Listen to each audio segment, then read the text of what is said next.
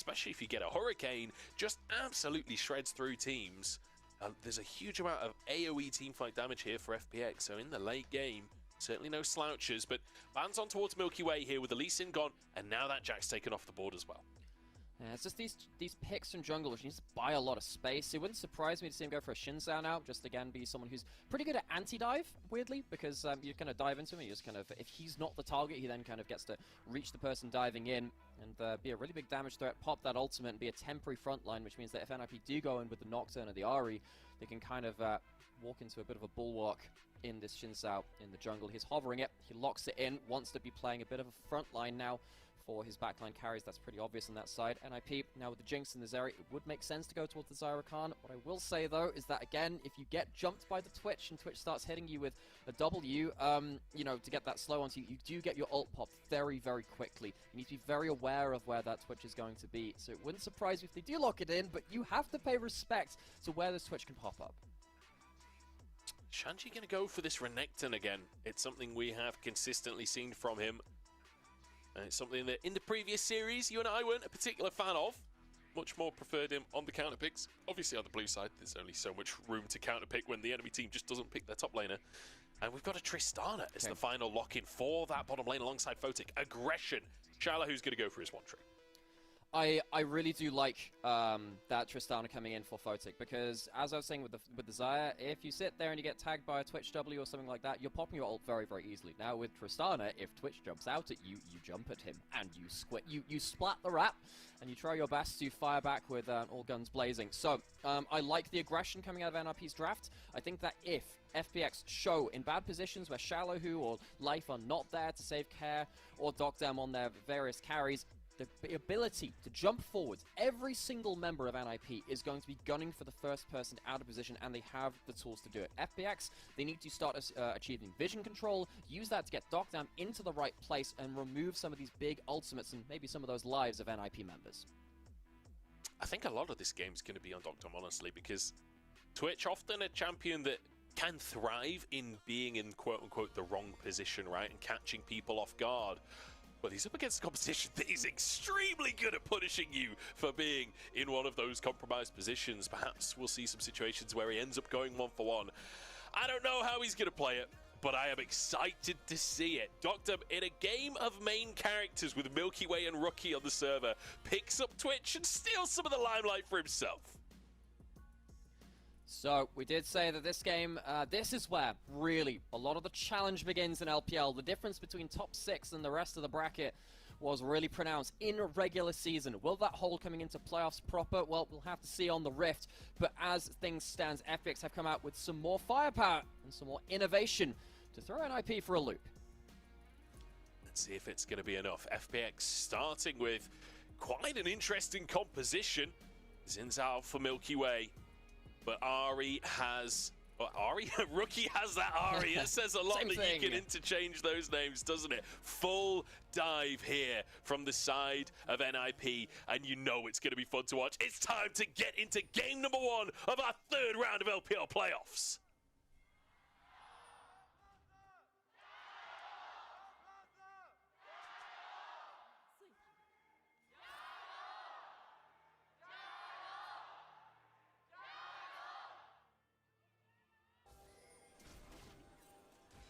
And I just want to remind everyone of the stakes here. This is still single elimination. It's Seed 4 versus Seed 5. Rookie is coming in as an underdog, which you wouldn't expect against this roster, but FPX have just proven everyone wrong this year, MilkyWay especially, but the rest of the team stepping up as well. And it feels like now, this is what it's all led to. They're in playoffs, they're in a best of 5, but just 3 losses, and either of these teams goes home. This is what it's all led to. And in terms of starting things off on the right foot, FPX have shown themselves innovation here. Deokdam has picked so many different AD carries in this split. One of the most versatile bot laners in the LPL. You can see that they're trying to hide themselves in this bush right now and try and drop that minion aggro if at all possible. They are going to lose push against the Tristana, almost certainly, because it's the explosive shot at level 1. Really need to see how Deokdam finds himself onto Fog of War and just kind of pop out of that with that ambush of that Q, going invisible, getting the extra attack speed. I really think as this game goes on, the more kind of pockets of vision that each team can create for themselves, the better this game will go for them. Rookie also been a real assassin on this Ahri. He's not played it for backline. He's not played it for kind of just looking for the charm through the front of a team fight. He will be looking for the same pockets that Deokdam is. So looking now for that master of the mid lane for NIP to once again throw people for a loop with one of his very best champions. Rookie going to be setting out some of those mouse traps to try and catch this rat. Let's see if they can across the course of this game. I want to quickly talk about this Tahm Kench as well for Life, because obviously makes sense as a pick alongside this Twitch, saving him later on in the team fights against this dive competition, but it's also the first time Life is playing Tahm Kench this entire split. He's played Senna support twice, and he hasn't played the Tahm Kench a single time. And part of that, I think, is because it's a takeaway from Zhuo. We saw Zhuo playing Tahm Kench a couple of times in the most recent series, but a bunch of times across the course of the split. Does feel like not only a good pick for FPX, but a bit of a takeaway from NIP as well, forcing them into a style of composition that we only saw once in that best of 5 against WE. See that Zhuo managing to use the fact that Twitch can't control lane early to just hang around mid lane. Now, we saw Rookie have a couple of times against WE basically being sat in a 1v3 lane, or, you know, sometimes a 3v3 lane, but this is what happens now that we've lost a lot of the Varus and Kalista priority for some of these teams. They're not always the Kalista pickers, these two teams. It means that, particularly with things like Varus banned, you're not going to have like this lane lock on bot side. Zhuo looking to make plays early, catching out Life potentially.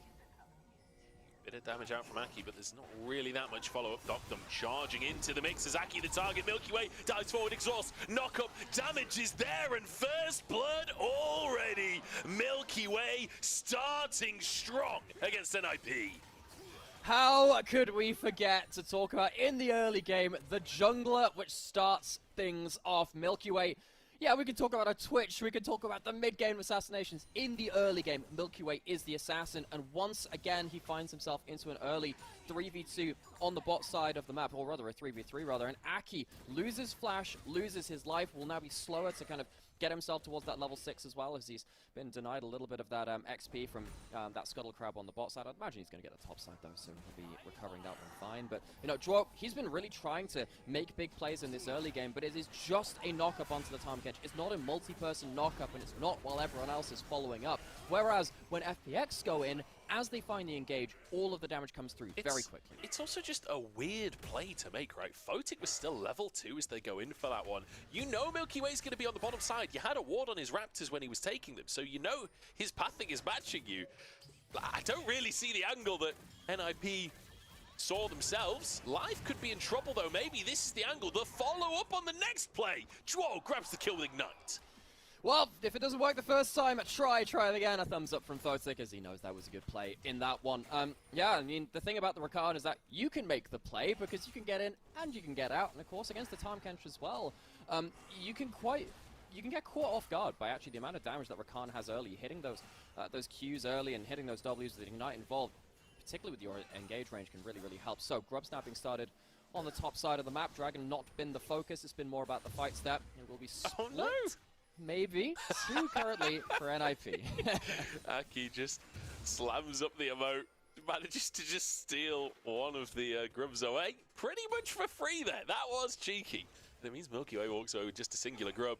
Got a replay on the bottom. I love this on the well, the replay goes as I was about to talk about it. I was gonna say Zhuo holds onto his W for a long time so that Life can't just deep water dive because he knows it'll be interrupted. Yeah. And now we get ourselves back into bot side of the river.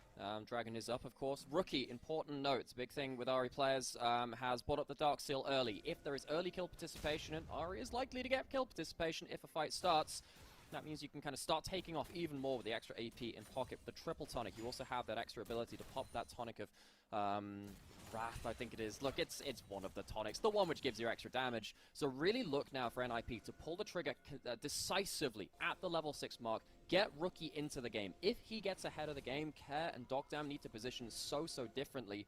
That's why FPX have been quite slow about the way that they approach this river. Double control wards, they don't want to have big vision onto them from Aki and Rookie, and potential for Shanji to, well, I mean, he can't teleport down in this case, but really just ways for NIP to get into the backline. Yep. They're slowly going towards the Dragon. Care pushes the wave in, Deokdam pushes the wave in. MilkyWay, like you say, the double control wards down. knows that there's no vision. And a nice little Drake setup here for FPX off the back of early lane presence. On the opposite side, though, Shanji has been pushing in this entire time. The wave now actually pushing towards him. I don't know if he'll want to... I mean, typically we quite often just see our top laners just shoving into tower if they have the ability to, trying to get those plates. He's got that demolish on the Renekton as well. But it means that Aki now has presence on this top side. That's where Aki's got to play through, and he's hit that level 6 mark.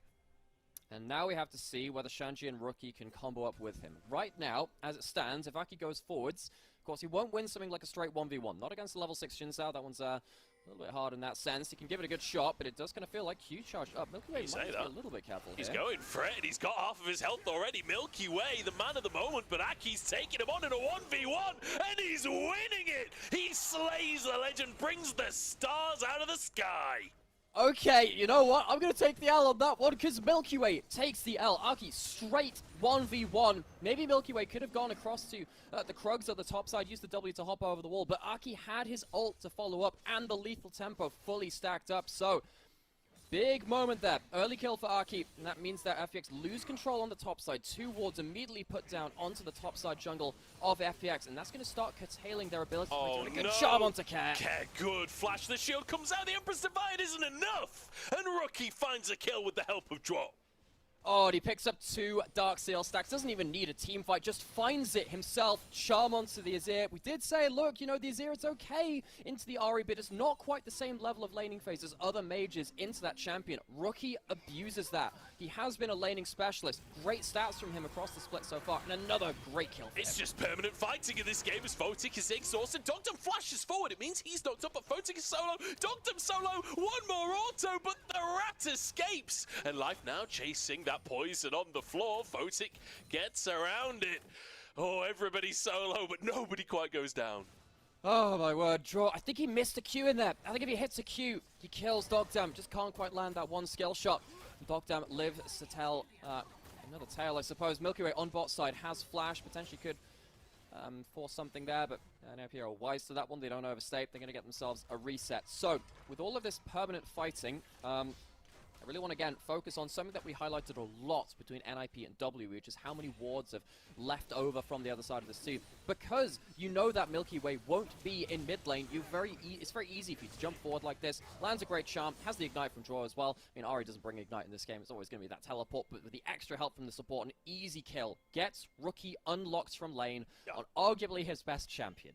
And one of the things to mention as well is, while Rookie doesn't have ignite, he did have that damage tonic, which sort of functions a little bit like, if you think all the way back to like Season 2, when you'd have Riven starting with the red elixir top as well as health potions, and you kind of have it as that all-in tool. You saw Rookie proc it just at the very start of that trade in the replay, and it gives him that extra bit of damage. And honestly, that was just a tiny bit of damage away from Care getting away. Without that tonic, I don't think he gets the kill.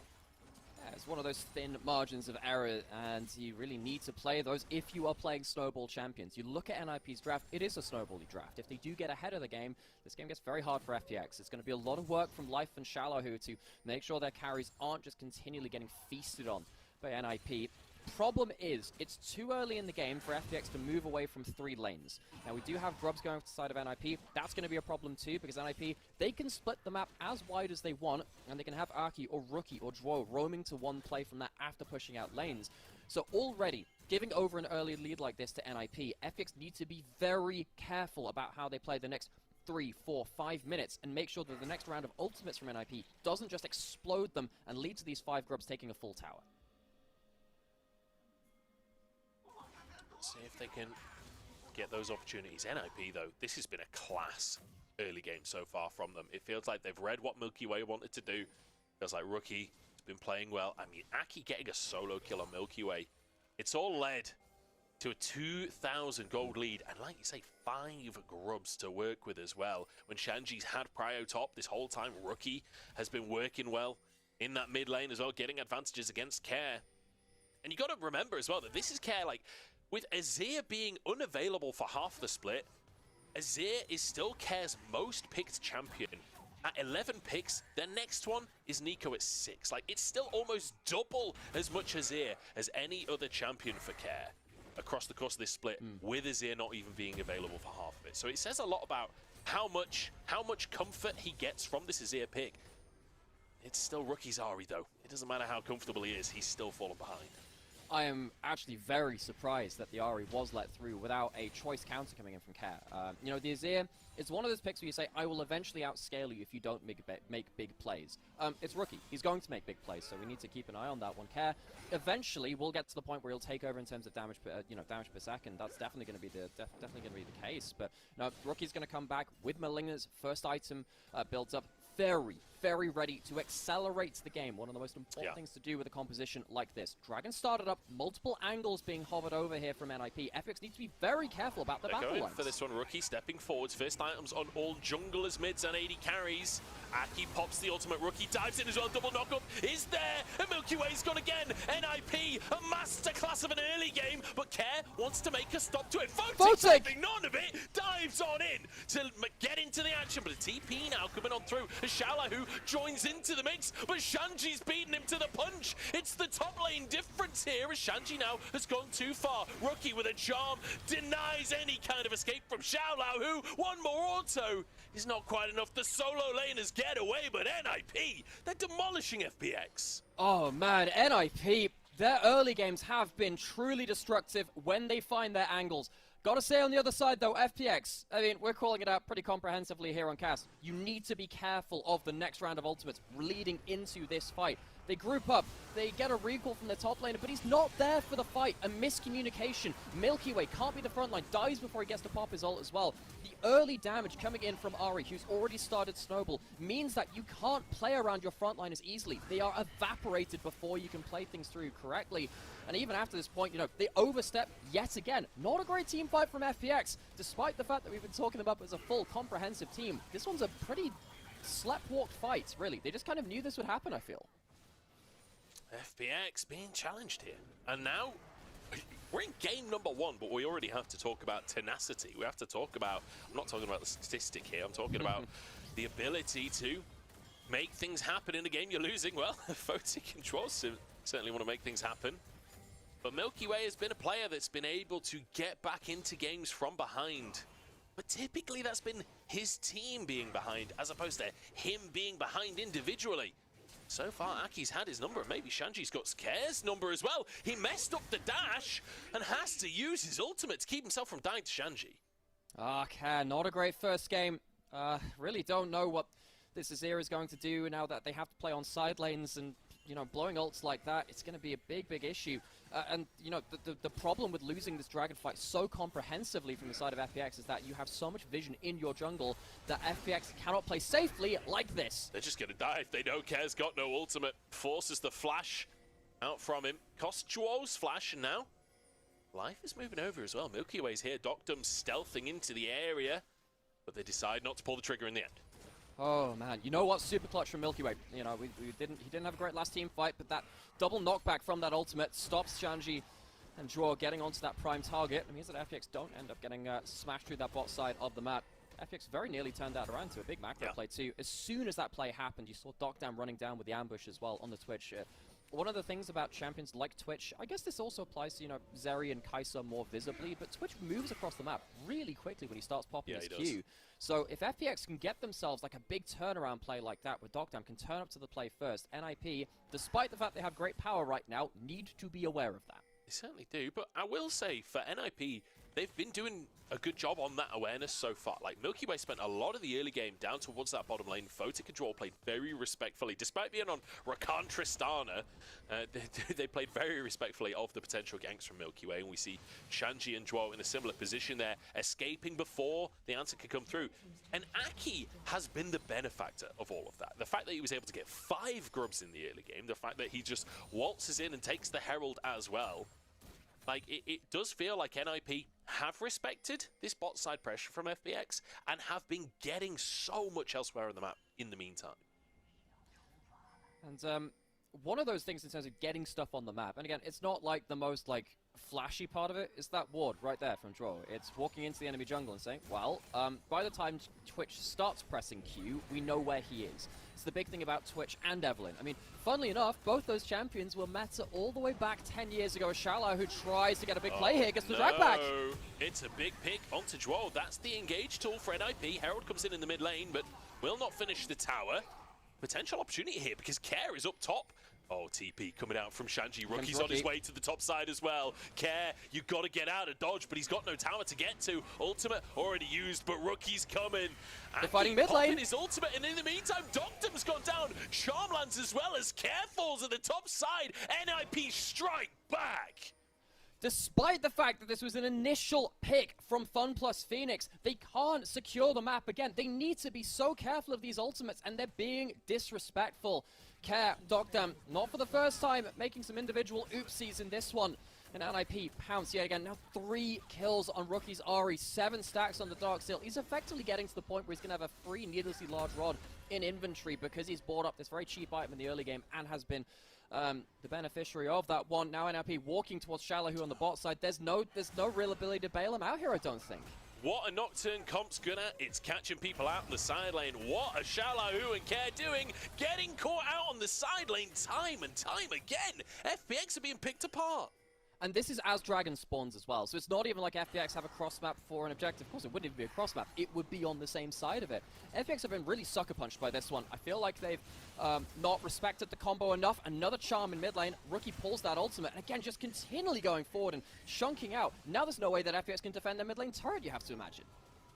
If that charm hits with Zhuo there, you just know it's going to be a dive. Obviously, Life did have that Devour available, but you know, when Rookie charges forward on Ahri, I never count any potential result out of the equation. Deokdam uses his own ultimate there just to try and defend the tower, yeah. It's just wave clear. Gets chunked down to half HP, but effectively that's Rookie trading his ult for Deokdam's ult in the large scheme of things, but of course he has the Malignance. What happens here? This is while the top lane play is happening. I mean, it's just an overstay. You can't be stood there. The Twitch needs to be jumping onto people which you know where they already are. That is way too far up. You are not safe as a Twitch in that position. I think part of that as well is like, Life was nearby, he was in the deep water dive animation, and during that animation, his Twitch goes from 100 to 0. Part of it is just not really respecting it quite how fast Photic and Aki can one-shot this rat. And particularly now with the Navori Quickblades being built up from Photic as well. One of the underrated things about this item on Tristana is that if you use a bomb on a wave or a turret, the more you auto-attack minions, the quicker your thing comes back up again. MilkyWay chunked out once more, but Photic just going to have continual mobility from lower W cooldown, from lower bomb cooldown as well to keep yourself really high presence on the map. Mid lane turret has fallen down, and I have to say, with mid lane turret down, I really struggle to see a way that FPX can claw their way back into this one. NIP have continually forced the pressure forward. Xioalaohu now going to walk into 2 people on bot side. Not going to die this time. There is, however, a conversation about NIP closing out games. They have had big leads before and almost throw them. They almost threw a 15,000 gold lead in their last series versus WE. They would love to not do that here, Joe. I don't know if it wasn't this comp though, was it? In the NIP series, when they ran this dive comp, this was, I think, their cleanest game of the series, right? Where they kind of just, I think this was game 2 of the series, and they sort of just stomped things. This looked good. They were able to snowball well. They do have a 7,000 gold lead. I do agree, though, there were some question marks across that series of what NIP were bringing. One thing I will say, though, props to NIP. They literally played another best of 5 just 2 days ago, and yet they feel like they have come in fully prepped. It feels like there has been so much work on how is MilkyWay going to play this early game. We're going to play around it. Rookie is in a really dangerous spot. Again, of all the best Ahri players in the world, this is the thing which Rookie is specialized at. Finding that pocket of vision and doing his one-man army picks on the side. He's done it versus some very big players in this split. He's walking into it again. Rookie has been here for a million years. Finds the charm. He's not going for Care, he's going for Deokdam instead, but he's forced away this time around. Aki's gone deep for this one. Exhaust popped, but there's the damage. Deokdam down, and another charm. Charmed as well. Photic dives into the mix and sets up for a second. Xioalaohu all out onto Rookie. One Spirit Rush remains, and with a flash, he gets out to safety. Rookie is unbelievable. Oh, this guy just takes matters into his own hands, and NIP will clean up another kill potential onto Xioalaohu. No, he lives just about. Baron up on the cards, though, and if anyone can do it, it's Rookie on this Ahri. MilkyWay may be an all-star, but Rookie is the all-star. NIP take control of the game. Yeah, maybe taking the Galactic Prodigy down to earth a little bit. As Rookie, again, this is his specialty on Ahri. Of all the best Ahri players in the world, he's the one that finds the flanking angle like this out of Fog of War. He uses vision control really masterfully on this champion. And then the fact that he ends up, buying the Devour very early and then manages to use a second charm later into the fight to threaten the other carry.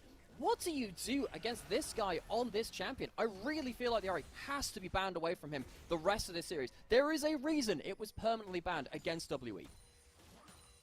And I have to say, the Azir from Care has not looked good today. He has been caught out of position. He's not been able to get any damage out during these fights. And, going in towards the draft of Game 2, because that's where I feel we're at this point. We are looking towards Game 2 for FPX. You have to wonder, the lack of Ahri priority from not respecting it, not banning it in the first way. But then there's the Taliyah ban that they had to go for. There's the Nautilus ban. There's the Rumble ban. It's like, what do you get rid of instead? Yeah. It's a tough one. But if Care's on that Ahri, it feels like it can be good for them. But I don't think they can let Rookie have it again. Well, this is another thing as well, which is that Cat does play some different champions which can threaten the Ahri. I don't think that Veigar is bad into Ahri. I wouldn't call it straight up a counter, but there's stuff like that. He plays the Annie, but that's been less successful. So then you start going down this list and saying, well, okay, Cat, what have you got to answer this? If this is going to be just a one game to try out, if they can just not worry about the Ahri and just play towards, their strong 5v5 team fighting, then obviously this has been a failed experiment. I really need to see now, if they're leaving this up, you need to have an actual solid counter to it to stop Rookie getting out onto the map. You cannot allow him to leave lane on stuff like Ahri or the Taliyah. It's the same issue across multiple champions. See if they change it coming into the second game. Really, really impressive first game, though, from NIP. Not just in terms of, this early game has been immaculate, they're stacking Drakes and all of that, but look at the speed at which they've snowballed this. A 9,000 going up in 23 minutes. That is a kind of ridiculous lead to have. And when you're running a Nocturne composition, often the conversation does become did you snowball or did you not snowball, right? They definitely snowballed. This is a game that they can kind of just run forwards. The question will be, what can FPX do about it? I'm not sure there'll be much of an answer. 2 items finished on Deokdam, though. When we get 2 items on Care, they do start to have a bit more team fight power, but they do need some mistakes from NIP. Oh, they do. But the thing is, it's very hard to force those mistakes now. So Rookie's going for the Crit Bloom third, and, while that might not be optimal damage onto the backline, it adds more damage onto some of the frontline champions now, with, Mercury's Treads being built up across multiple champions, and it also gives you even more cooldown reduction, and that's the big part of this point. Now, if FPX are forcing mistakes, how do you do that when the Ahri has, a 50-second cooldown on the ultimate? That's going to get to that kind of point now, and it's not even level 16 yet. When you get to that point, worth noting that the countdown starts at the start of your ult cast as well. Rookie is basically going to have 0 ult cooldown. Even if they force it here, he can probably ult out to safety. See that FPX, they can't even find the angle. But even if they did, it's probably just an ult and out, and then he gets that back so quickly. How do FPX approach trying to shut down these side lanes? I don't see an answer for this. I'm curious how the strategy will develop over this series, because FPX, remember, they had side selection. They're the higher seed coming into this one. They chose to be on the red side. Didn't deem this Ahri to be enough of a potential issue. And I think they've regretted that decision at this point. A little bit. Just a little, yeah. I do wonder, though, they'll have side selection for the first 3 games. Here we go. Never mind, Zhuo going in for the all-in. Rookie's there to follow it up, but the damage isn't actually done just yet, and it's Zhuo to go down. Nice start for FPX. Shanji was nowhere near the play. Oh, the charm lands, and Photic can follow it up. No! Life, what a blunder. Oh, just as you thought FPX got themselves a clean 1 for none, it just is not allowed by Rookie. He's going to go back, he's going to teleport back into the play, as well. And again, that ultimate, very low cooldown, so FPX, if they take long enough time, that's going to be a problem for them as well. Teleport back in, and here comes the fight. Deokdam has that ultimate available. Twitch is opening fire, but Shanji's onto the backline. Care trying to peel for Deokdam, but Shanji's in a 2v1, and the rest of the fight is already won. Care can't finish the job as Deokdam, he's on the wrong side of the world, and Zhuo is here to remind him of that fact. That'll be the last death knell of FPX here in game number 1 as NIP grab Baron. Splat goes the rat, NIP. They have absolutely demolished FunPlus Phoenix in this game. It's going to be a very clean Baron for them. Then the Baron buff will tide over to the Mountain Soul as well. FPX, they are continually being asked the question, how do you overcome this pick combo from NIP? And they have been left really wanting with their answers. More items built up. Got 3 items completed from Rookie. He is so strong. Not to mention that Photic, of course, he's not necessarily been the main character in this game, but he has been a hell of a carry nonetheless. In another game where Rookie wasn't a factor, he still would have been a difference maker, but Rookie is the one finding the charms again on the front end of the fight. Zhuo does go too far. Rookie has a bit more ability to get out in this one as he has a, well, I mean, actually no, Rakan should have that ability. He dies anyway. I mean, it's very lucky for them that they get themselves a pick after this point through, once again, Rookie's Ari. I think Zhuo might have been relying on Rookie there. He was like trying to dash out, and Rookie dashed out and sort of abandoned him. Shanji just putting so much threat on the carries in this one, meaning it's such a one-sided fight on the top side. Photic just pumping out damage on this Tristana. I feel like people often think of Tristana as an assassin. You gotta remember, this is still a 3-item crit 80 carry in those team fights. Tristana will just annihilate you. And particularly with the itemization buffs as well to Lord Dominic's regards and Navori, some extra element pen, some extra AD. Just makes that even more potent compared to previous patches. We have a Seekers now on Rookie. He has himself an extra luxury defensive item. Shanji going towards likely Guardian's Angel as well now. It really is, and here comes the ult again. It gets so low cooldown. You can use this. Look for an opportunistic charm. It's not actually a big cooldown to waste right now with so much cooldown reduction and level 16 in pocket. Just go watch that icon as it goes on cooldown here. It's going to be like half up already. It's going to be very quick for that one to come back up. You can look at the speed. Look at the it. speed is ticking down on the left of your screen. Again, it's he has so much cooldown reduction.